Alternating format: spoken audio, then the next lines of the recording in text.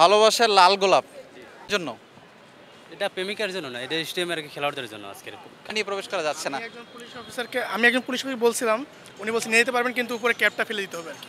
ভালোবাসার লাল গোলাপ জন্য এটা প্রেমিকার জন্য না, এটা স্টেডিয়ামের খেলোয়াড়দের জন্য আজকের খেলা আছে তো এই জন্য খেলোয়াড়দের জন্য। লাল গোলাপ প্ল্যানিংটা আর কি, এই যে রাসেল ভাই আছে, রাসেল ভাইয়ের উদ্যোগে আর কি প্ল্যানটা হয়েছে আর কি।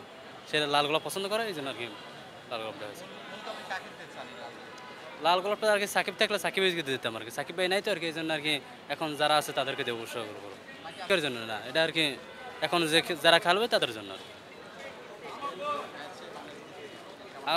আজকে বাংলাদেশ অবশ্যই জিতবে আর কি, আশা করি।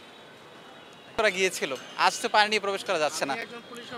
আমি একজন পুলিশ অফিসারকে বলছিলাম, উনি বলছেন নিয়ে যেতে পারবেন কিন্তু উপরে ক্যাপটা ফেলে দিতে হবে আর কি।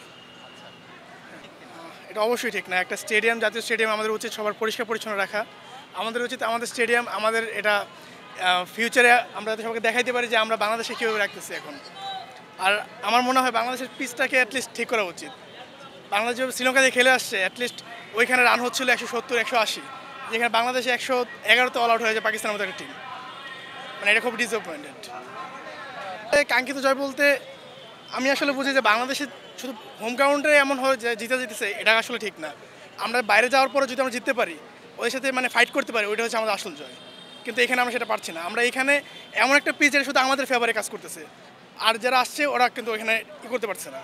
আমরা বাইরে যখন যাচ্ছি ওইখানে আবার ফ্ল্যাট পিচ, ওইখানে আমরা টিকতে পারছি না। হ্যাঁ।